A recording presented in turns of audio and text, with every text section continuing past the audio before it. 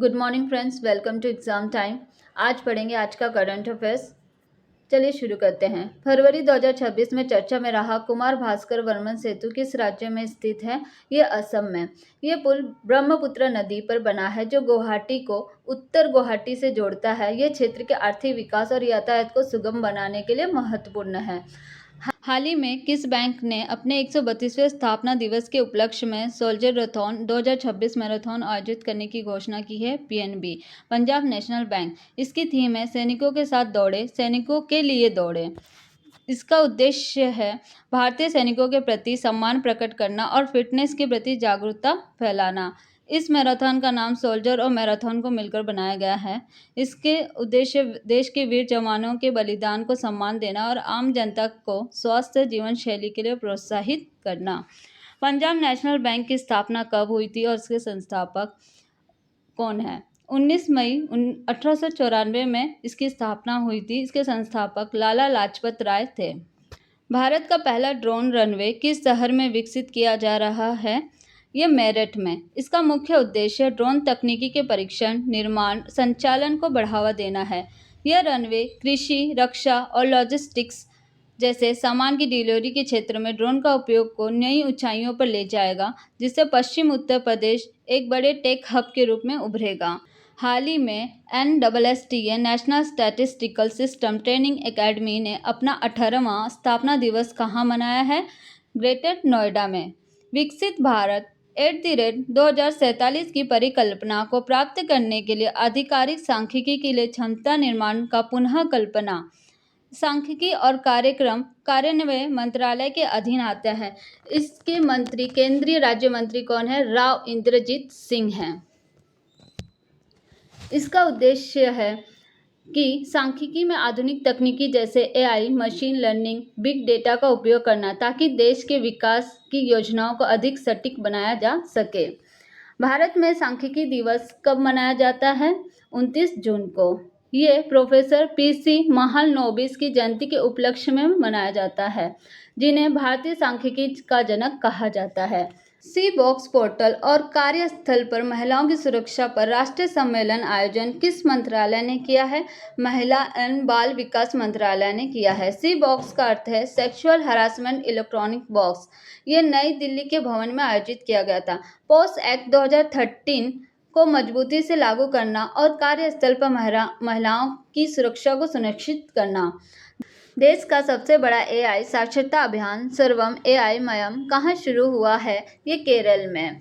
इससे लॉन्च किया Kerala infrastructure and technology for education द्वारा लॉन्च किया गया है। ये 6 लाख अभिभावकों को AI और इसके खतरों के प्रति जागरूक करेगी।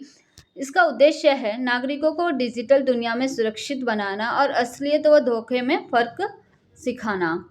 हाल ही केंद्रीय मंत्रिमंडल ने असम में बड़ी सुरंग परियोजना को मंजूरी दी है। ये ब्रह्मपुत्र रेल सड़क दोहरी सुरंग परियोजना है। ये भारत की पहली under road cum rail tunnel होगी और दुनिया में अपनी तरह की दूसरी सुरंग होगी। इसकी लंबाई 33.7 किलोमीटर लंबा ग्रीनफील्ड कॉरिडोर है। इसकी अनुमानित लागत है 18,662 करोड़ है।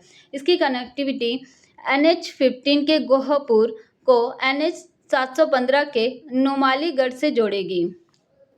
राष्ट्रपति द्रौपदी मुर्मू ने 13 फरवरी 2026 को मजबूत भारत के लिए कर्मयोगी अभियान का शुभारंभ कहाँ किया? ये नई दिल्ली में। उसका उद्देश्य है नैतिकता, मूल्यों, आध्यात्मिकता और ईमानदारी के साथ राष्ट्र के विकास को बढ़ावा देना। उन्होंने गुरुग्राम में स्थित ओम शांति रिट्रीट सेंटर के रजत जयंती समारोह का भी शुरुआत किया।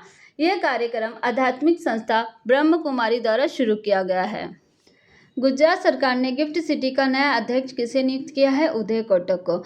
उदय कोटक जो महिंद्रा बैंक के संस्थापक हैं, उन्हें जनवरी 2026 में पद्म भूषण से सम्मानित किया गया। माफ करिएगा, यहाँ जनवरी 2025 लिखा है, यहाँ जनवरी 2026 आएगा। गिफ्ट सिटी इसका पूरा नाम है Gujarat international finance tech city. ये गांधीनगर गुजरात में स्थित है। ये इसकी विशेषता है, ये भारत का पहला ऑपरेशन स्मार्ट सिटी और इंटरनेशनल फाइनेंशियल सर्विस सेंटर है। बांग्लादेश के तारिक रहमान के शपथ ग्रहण समारोह में भारत का प्रतिनिधित्व कौन करेंगे? ओम बिरला।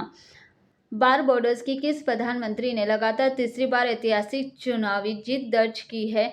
मिया आमोर मोटले। ये मिया आमोर मोटले बारबाडोस लेबर पार्टी से हैं और संसद की सभी 30 सीटों पर जीत हासिल की हैं। बारबाडोस की राजधानी ब्रिजटाउन है। राष्ट्रपति हैं डेम सेंड्रा मेसन और ये कैरेबियन क्षेत्र का देश है और ये वेस्ट इंडीज का हिस्सा माना जाता है। International military adventurous challenges cup 2026 की मेजबानी कौन करेगा? भारतीय सेना। ये 18 से 23 फरवरी 2026 तक चलेगी।